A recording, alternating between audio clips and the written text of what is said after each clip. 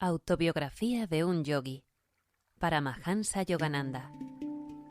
Capítulo 4. Interrumpida fuga hacia el Himalaya.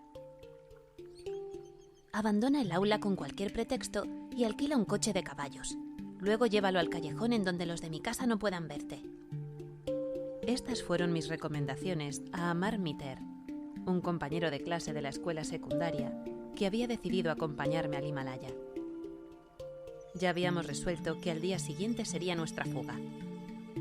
Era necesario tomar precauciones, pues mi hermano Ananta ejercía una estrecha vigilancia sobre mí. Él se había propuesto frustrar mis planes para huir, pues sospechaba que estos ocupaban un lugar predominante en mi mente. El amuleto, como una levadura espiritual, trabajaba silenciosamente en mí. En medio de las nieves del Himalaya esperaba yo encontrar al maestro, cuyo rostro se me aparecía con frecuencia en visiones. Mi familia residía en aquel momento en Calcuta, donde mi padre había sido trasladado por tiempo indefinido.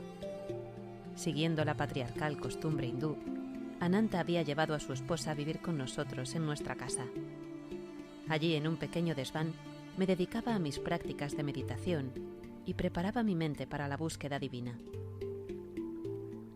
La memorable mañana llegó con lluvia poco auspiciosa.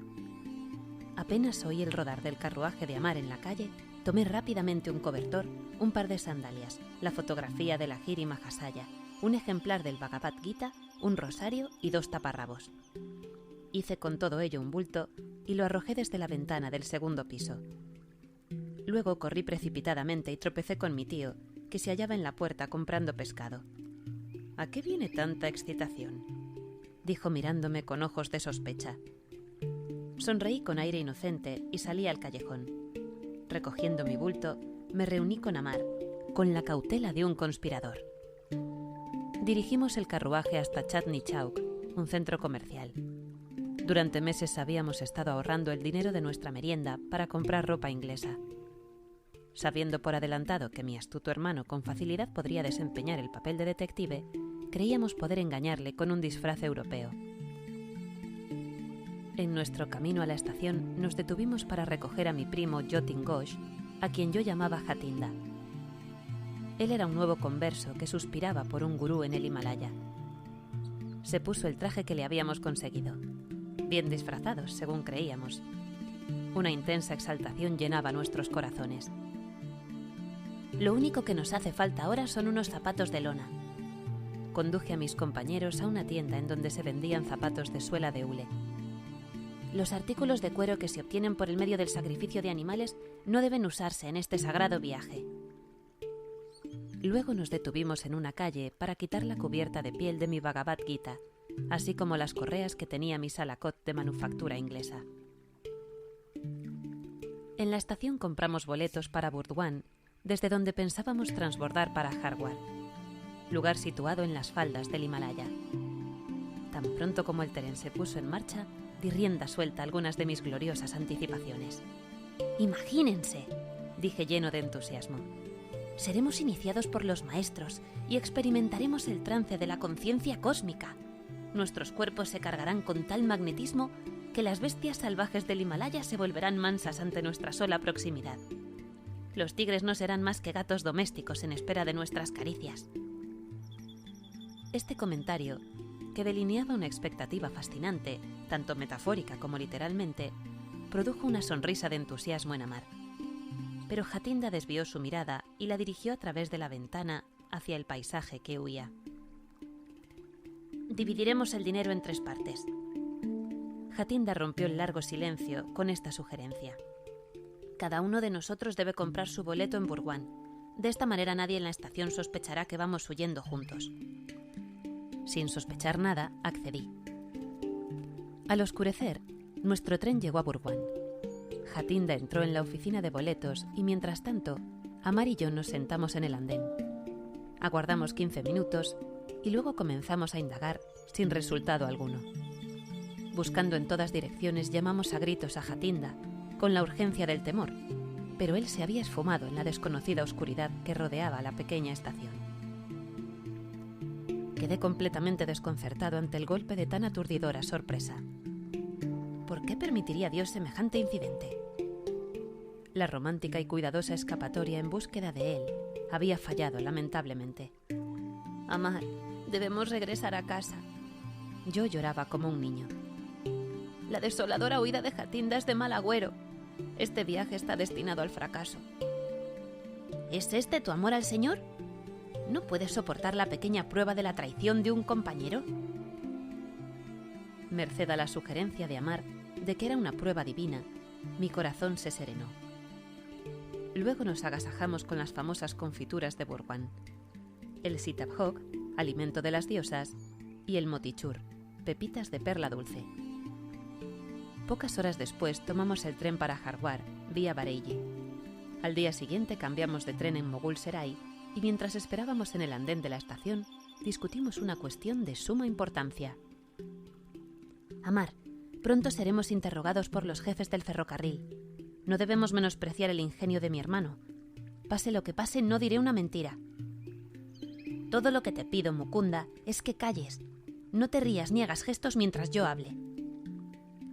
En ese preciso instante, un jefe de estación europeo se acercó a nosotros, mostrando en su mano un telegrama cuyo contenido inmediatamente comprendí. ¿Van ustedes huyendo del hogar a causa de algún enfado? ¡No!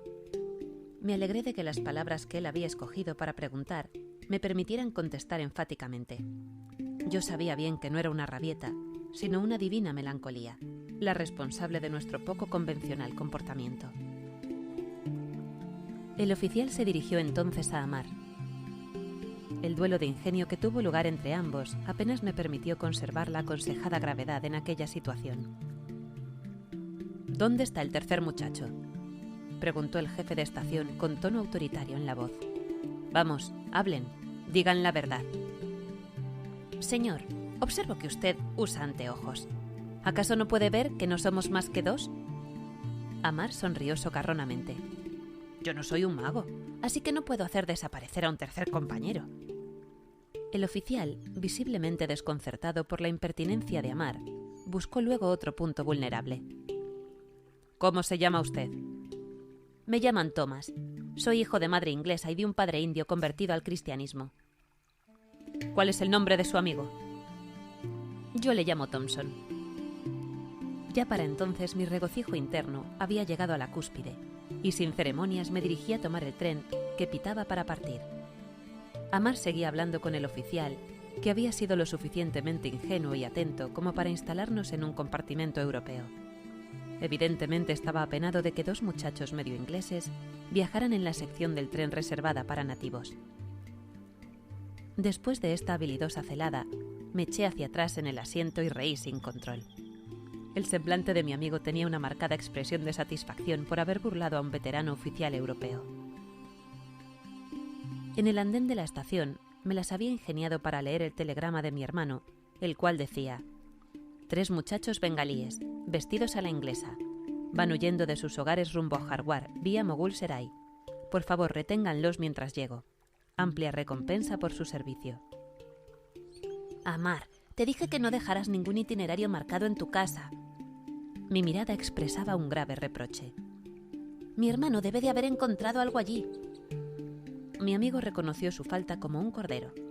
Nos paramos brevemente en Bareilly, en donde Dwarka Prasad nos esperaba con un telegrama de Ananta. Dwarka trató valientemente de detenernos, pero yo le convencí de que nuestro viaje no había sido emprendido a la ligera. Como en otra ocasión anterior, Dwarka rehusó la invitación para acompañarnos al Himalaya. Mientras nuestro tren paraba en la estación esa noche y yo dormitaba, Amar fue despertado por otro inquisitivo oficial del ferrocarril. Este también fue víctima de las argucias de Amar y del encanto híbrido de Thomas y Thompson. Al amanecer, el tren nos condujo triunfalmente a Hardwar. Las hermosísimas y majestuosas montañas se vislumbraban en la distancia como invitando al viajero. Corriendo, atravesamos la estación para sumergirnos en el libre anonimato del gentío de la ciudad. Nuestro primer acto fue mudarnos de ropa, cambiarnos las europeas por las nativas, puesto que Ananta de alguna manera había sabido de nuestro disfraz europeo. Sin embargo, cierta premonición de captura asediaba mi mente. Considerando conveniente abandonar cuanto antes Hardwar, compramos boletos para proseguir nuestro viaje hacia el norte, hasta Rishikesh, una tierra santificada desde tiempo inmemorial por los pies de numerosos maestros. Yo había subido al tren mientras Amar se hallaba rezagado en el andén. De pronto mi amigo fue abruptamente detenido por el alto de un policía. Nuestro inoportuno guardián nos condujo al bungalow donde estaba la comisaría y se hizo cargo del dinero que llevábamos. Cortésmente nos explicó que era su obligación retenernos allí hasta que mi hermano mayor llegase. Conociendo que el destino de ambos rebeldes era el Himalaya, el oficial nos relató una extraña historia. «Ya veo que ustedes andan locos por los santos, pero nunca tropezarán con un hombre de Dios como el que yo vi ayer mismo. Mi hermano oficial y yo lo encontramos por primera vez hace 5 días. Estábamos patrullando el Ganges, vigilando cuidadosamente el rastro de cierto asesino. Nuestras instrucciones eran de capturarlo vivo o muerto. Se sabía que andaba disfrazado de sadhu para robar con mayor facilidad a los peregrinos. A corta distancia de nosotros, sorprendimos a un hombre cuyo aspecto coincidía con la descripción del criminal. No hizo caso cuando le ordenamos detenerse y entonces corrimos hacia él. Al aproximarnos a su espalda, abatí mi hacha sobre él con tremenda fuerza. El brazo del hombre quedó arrancado casi completamente. Sin proferir un grito, ni mirar siquiera a la horrible herida, el desconocido continuó caminando ante nuestro asombro con su rápido paso. Cuando saltamos delante de él para detenerle, con calma nos dijo: «No soy el asesino que ustedes buscan». Yo estaba profundamente mortificado al ver que había herido a un hombre de presencia divina, a un sabio. Postrándome a sus pies imploré su perdón y le ofrecí la tela de mi turbante para restañar y cubrir la enorme herida que le manaba abundante sangre. «Hijo mío, eso no fue más que un error explicable de tu parte». El santo me miraba amablemente. «Sigue tu camino y no te reconvengas por lo que has hecho. La Madre Divina cuida de mí». Tomó el brazo colgante y lo colocó en su sitio y, ¡oh milagro!, el brazo quedó adherido inexplicablemente. La sangre dejó de fluir. «Ven a verme bajo aquel árbol dentro de 3 días y me encontrarás completamente curado. Así no tendrás más remordimiento». «Ayer mi compañero y yo», continuó relatando el oficial, «nos dirigimos ansiosamente al sitio que él había designado. El sadhu estaba allí y nos permitió que le examináramos el brazo. Este no mostraba ninguna señal o cicatriz de herida. «Voy por la vía de Rishikesh hacia las soledades del Himalaya», dijo. Nos dio su bendición y partió rápidamente. Hoy siento que mi vida se ha elevado espiritualmente a merced de su santidad. El policía terminó su narración con una exclamación piadosa. Evidentemente, aquella experiencia le había conmovido más allá de sus capacidades. Con significativo gesto de importancia, me dio para que lo leyera el recorte de un diario en donde se narraba el milagro. Con el pomposo estilo de los periódicos sensacionalistas, que no faltan incluso en la India, la versión del reportero aparecía bastante exagerada, indicando que el sadhu había sido poco menos que decapitado. Amar y yo lamentamos mucho no haber conocido a ese gran yogi que perdonara a sus perseguidores de tan cristiana manera. La India, materialmente pobre en las 2 últimas centurias, tiene sin embargo un tesoro inagotable de riqueza divina. A la vera de sus caminos, aún la gente mundana, como aquel policía, puede encontrar ocasionalmente auténticos rascacielos espirituales. Dimos las gracias al oficial por mitigarnos el tedio con su maravillosa historia. Tal vez pensaba que era mucho más afortunado que nosotros, puesto que él había encontrado sin esfuerzo alguno a un hombre de iluminación divina, mientras que nosotros en nuestra vehemente búsqueda habíamos terminado no a los pies de un maestro, sino en una ordinaria comisaría. Tan cerca del Himalaya, y sin embargo tan lejos, en nuestra cautividad, le dije a Amar que me sentía doblemente impelido a buscar la libertad. «Escapémonos tan pronto como la oportunidad se nos presente. Podemos ir a pie a la Santa Rishikesh». Le sonreí animándolo. Pero mi compañero se volvió pesimista en cuanto se vio sin el apoyo del dinero que nos había sido quitado. «Si emprendemos una caminata a través de la peligrosa jungla, terminaremos no en una ciudad de santos, sino en el estómago de los tigres». Ananta y el hermano de Amar llegaron a los 3 días. Amar saludó a su hermano con afecto y alivio. Yo estaba irreconciliable. Mi hermano Ananta no obtuvo de mí más que rudos reproches. «Ya me imagino cómo te sientes. me dijo suavemente. Todo lo que te pido es que me acompañes a Benarés con la finalidad de ver a un cierto santo y después a Calcuta para visitar por unos días a tu afligido padre. Luego puedes reanudar aquí tu búsqueda de un maestro. En este punto de la conversación intervino Amar para protestar, afirmando que él no tenía intención de regresar a Hardware conmigo. Estaba gozando del calor familiar, pero yo estaba seguro de que nunca abandonaría mi empeño de obtener un gurú. Nuestra comitiva tomó el tren hacia Benarés. Allí tuve una singular e instantánea respuesta a mis oraciones. Ananta había preparado un ingenioso plan. Antes de verme en Hardware, se detuvo en Benarés con el fin de pedir los servicios a cierta autoridad en materia de escrituras para que me entrevistara luego. Tanto el Pandit como su hijo habían prometido disuadirme de seguir el sendero del Sanyasin.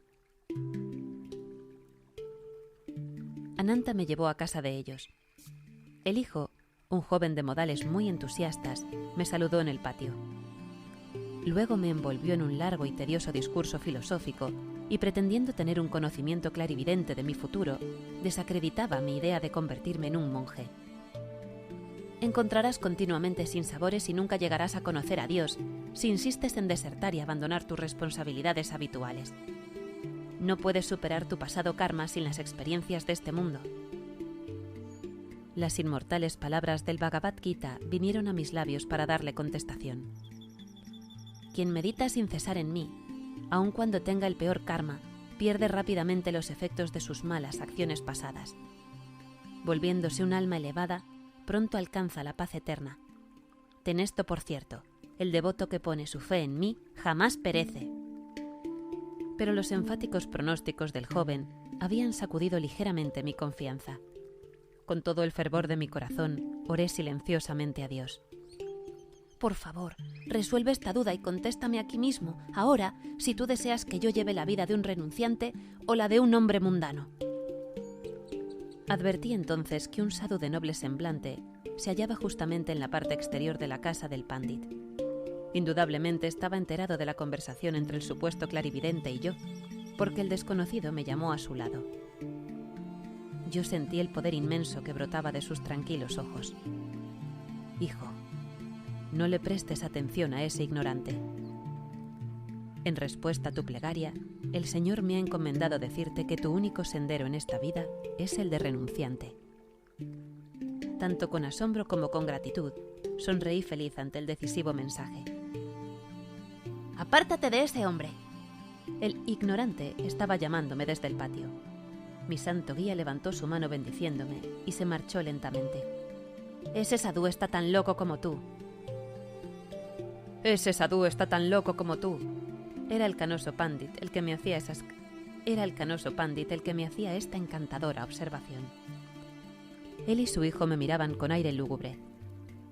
He oído que también ha dejado su hogar por una vaga búsqueda de Dios. Volví la espalda. A Ananta le dije que yo no entraría más en discusiones con semejantes anfitriones. Mi hermano consintió en la inmediata partida y pronto tomamos el tren para Calcuta. Señor detective, ¿cómo descubrió usted que yo había escapado con 2 compañeros? Le pregunté a Ananta durante nuestro viaje de regreso, dando rienda suelta a mi viva curiosidad. Él sonrió maliciosamente. En tu escuela supe que Amar había abandonado el aula y que no había regresado. A la mañana siguiente fui a su casa y descubrí un itinerario de ferrocarril marcado. El padre de Amar salía en esos momentos en coche y conversaba con el cochero. Mi hijo no irá por la mañana en el coche a la escuela, pues ha desaparecido, plañía el padre. He oído a uno de mis compañeros de profesión afirmar que su hijo y otros 2 muchachos, vestidos con ropas europeas, habían abordado el tren en la estación de Howrah, respondió el hombre, y que regalaron sus zapatos de cuero al conductor del carruaje. Así logré tener 3 indicios: el itinerario, el trío de muchachos y las ropas inglesas. Yo escuchaba el relato de Ananta entre alegre y humillado. Nuestra generosidad hacia el cochero había sido algo inoportuna. Naturalmente, prosiguió Ananta, me apresuré a enviar telegramas a los jefes de estación de los lugares que Amar había subrayado en el itinerario. Había señalado Bareilly, y entonces le envié un telegrama a tu amigo Dwarka. Después de indagar en nuestro vecindario de Calcuta, Supe que nuestro primo Jatinda se había ausentado de su casa una noche y había regresado al día siguiente vestido a la inglesa. Lo busqué y le invité a cenar. Él aceptó completamente despistado por mis amistosas maneras. En el camino le conduje, sin que él lo sospechara, a la comisaría. Luego fue cercado por varios policías que de antemano había yo elegido por su aspecto agresivo y feroz. Bajo su terrible mirada, Jatinda consintió en hacer un relato de su misteriosa conducta. Partí para el Himalaya con el espíritu boyante de alegría, explicó Jatinda. La inspiración me colmaba ante la perspectiva de encontrar a los maestros, pero tan pronto como Mukunda dijo: durante nuestros éxtasis en las cuevas del Himalaya, los tigres quedarán fascinados y rondarán cerca como gatos domésticos. Mi ánimo se heló y gruesas gotas de sudor corrieron por mi frente. ¿Entonces qué?, pensé. Si la fiera naturaleza de los tigres no cambia por el medio del poder de nuestro trance espiritual, ¿nos tratarán con la bondad de los gatos caseros? Mentalmente me veía ya como huésped obligado del estómago de algún tigre y metido en él, no de cuerpo entero, sino en pedacitos. Mi descontento por la huida de Jatinda se desvaneció entre risas. Ese pequeño momento de hilaridad valió por todas las angustias que él me había causado. Debo confesar que sentí una cierta satisfacción al saber que Jatinda no había escapado tampoco al encuentro con la policía. «Ananta, eres un sabueso de nacimiento». Mi jocosa mirada no carecía de cierta exasperación. Le diré a Jatinda que estoy satisfecho de que su modo de proceder no se haya debido a una traición, como parecía, sino únicamente al simple instinto de conservación. Ya en el hogar, en Calcuta, mi padre me suplicó enternecedoramente que contuviera mis andariegos pies, por lo menos hasta terminar los estudios en la escuela secundaria. Durante mi ausencia, él había madurado un atractivo plan, por medio del cual un santo pandit, Swami Kevalananda, iría regularmente a mi casa. Confiadamente me lo anunció diciendo: «Este sabio será tu instructor de sánscrito». Mi padre creía que podía calmar mis anhelos religiosos mediante las lecciones impartidas por un filósofo erudito. Pero las cartas pronto se invirtieron. Mi nuevo instructor, lejos de ofrecerme arideces intelectuales, atizó las ascuas de mi anhelo por Dios. Aunque mi padre no lo sabía, Swami Kevalananda era un excelso discípulo de Lahiri Mahasaya. El incomparable gurú tenía miles de discípulos que se veían silenciosamente atraídos hacia él por su irresistible magnetismo divino. Más tarde supe que Lahiri Mahasaya había definido muchas veces a Kevalananda como un rishi o sabio iluminado. Abundantes rizos adornaban la hermosa cabeza de mi instructor. Sus oscuros ojos insondables tenían la transparencia de los de un niño. Todos los movimientos de su ligero cuerpo eran de un deliberado reposo. Siempre amable y gentil, se hallaba constantemente establecido en la conciencia del infinito. Juntos pasamos muchas horas felices, absortos en profunda meditación y kriya. Kevalananda era una notable autoridad en los antiguos shastras, libros sagrados. Su erudición le había hecho merecer el título de Shastri Mahasaya, por el cual era generalmente conocido y saludado. Pero mi educación en sánscrito fue casi nula. Siempre busqué toda oportunidad para hacer caso omiso de la prosaica gramática y hablar en cambio de yoga y de Lahiri Mahasaya. Mi tutor me complació cierto día contándome algo de su propia vida con el maestro. Raramente afortunado, pude permanecer cerca de Lahiri Mahasaya durante 10 años. Su casa en Benarés era la meta nocturna de mi peregrinaje.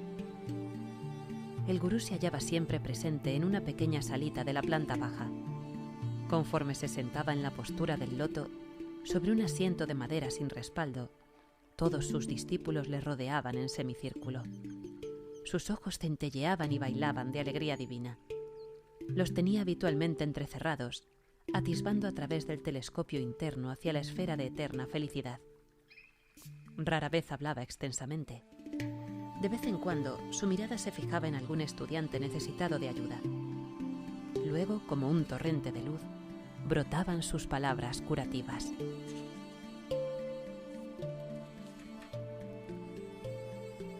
Una indescriptible serenidad florecía dentro de mí ante su simple mirada. Me sentía saturado con su fragancia, como si él fuera un loto del infinito. El estar con él aún sin hablar una sola palabra durante días. Era una experiencia que transformaba todo mi ser. Si alguna invisible barrera se interponía en la senda de mi concentración, yo acudía a meditar a los pies del gurú. En su presencia, los más singulares estados mentales quedaban fácilmente a mi alcance. Tales percepciones me fueron inaccesibles en presencia de instructores de menor categoría.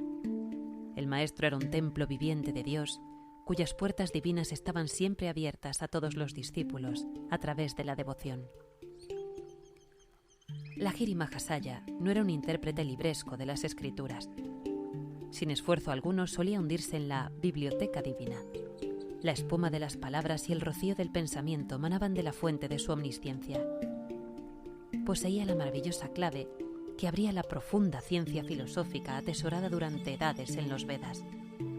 Si se le pedía que explicara los diferentes planos de conciencia que se mencionan en los textos antiguos, él sonriendo accedía. Me sumergiré en esos estados y les comunicaré lo que de hecho perciba. Era pues diametralmente opuesto a ciertos instructores que aprenden las escrituras de memoria y luego divulgan conceptos abstractos que no han experimentado personalmente. Sírvete exponernos los significados de las sagradas estrofas conforme se te presenten. El silencioso gurú con frecuencia daba esta instrucción a algún discípulo próximo a él. Yo guiaré tus pensamientos para que hagas una interpretación acertada. De esta manera, muchas de las percepciones de Lahiri Mahasaya fueron registradas y anotadas con voluminosos comentarios de diversos estudiantes. El maestro jamás aconsejaba entregarse a la fe esclavizante. Las palabras no son más que cáscaras, decía. Logren la convicción de la presencia de Dios a través de su propio contacto gozoso con Él en la meditación. No importa cuál fuera el problema del discípulo, el gurú aconsejaba la práctica de Kriya Yoga para su solución. La llave del yoga no perderá su efectividad cuando yo no esté más en este cuerpo para guiarles. Esta técnica no puede ser encuadernada, archivada y olvidada al modo de las inspiraciones teóricas. Continúen sin cesar en su sendero de liberación por medio de Kriya, cuyo poder estriba en su práctica. Para alcanzar la salvación a través del esfuerzo personal, yo considero el Kriya como el sistema más eficaz que haya sido jamás desarrollado por el hombre en su búsqueda del infinito. Kevalananda terminó así con su testimonio.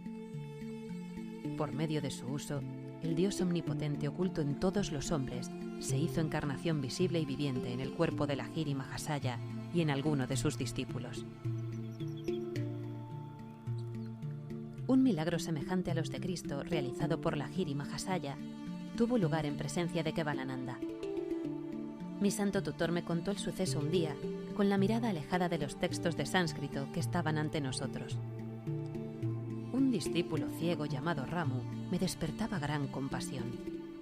¿Por qué no tenía luz en los ojos cuando tan fielmente servía a nuestro maestro, en quien la divinidad resplandecía plenamente?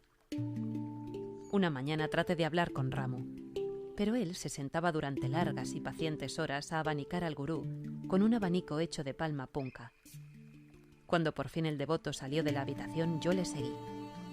Ramu, ¿cuánto tiempo hace que estás ciego? Soy ciego de nacimiento, señor. Mis ojos nunca han sido bendecidos con una vislumbre del sol. Nuestro omnipotente gurú puede ayudarte. Hazle, por favor, esa súplica. Al día siguiente, Ramu se acercó tímidamente a Lahiri Mahasaya. El discípulo se sentía avergonzado de pedir que una riqueza física fuera agregada a su superabundancia espiritual. Maestro, el iluminador del cosmos está en usted. Le ruego que conduzca su divina luz a mis ojos, de manera que pueda yo percibir un leve resplandor del sol. Ramu, alguien te ha inducido a que me pongas en una difícil situación. Yo no tengo poder curativo. Señor, el infinito que mora en su interior puede ciertamente curar. Eso es diferente, desde luego, Ramu. El límite no existe para Dios.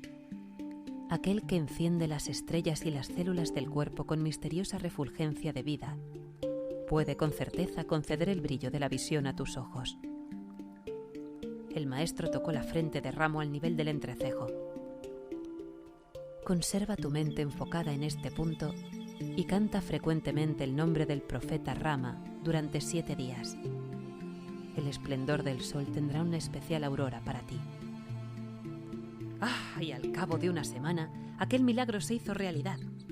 Por primera vez en su vida, Ramo pudo contemplar el hermoso semblante de la naturaleza. El omnisciente Uno había inducido a su discípulo a repetir el nombre de Rama, adorado por él sobre todos los santos. La fe de Ramo era el suelo devocional ya arado, en el cual la poderosa semilla del gurú germinó, aportando la curación permanente. Kevalananda guardó silencio por un momento para rendir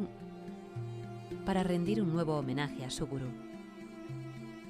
Era evidente que en todos los milagros que Lahiri Mahasaya operaba, nunca permitía que el principio del ego se considerase a sí mismo como el poder causal.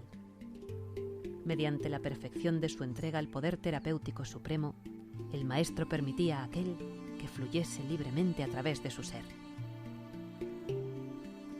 Los numerosos cuerpos que fueron espectacularmente curados por Lahiri Mahasaya tuvieron más tarde que alimentar las llamas de la cremación, pero el silencioso despertar espiritual que él operó y los discípulos del nivel de Cristo que él formó constituyen sus imperecederos milagros. Nunca llegué a ser un erudito en sánscrito. Kevalananda me enseñó una sintaxis más divina.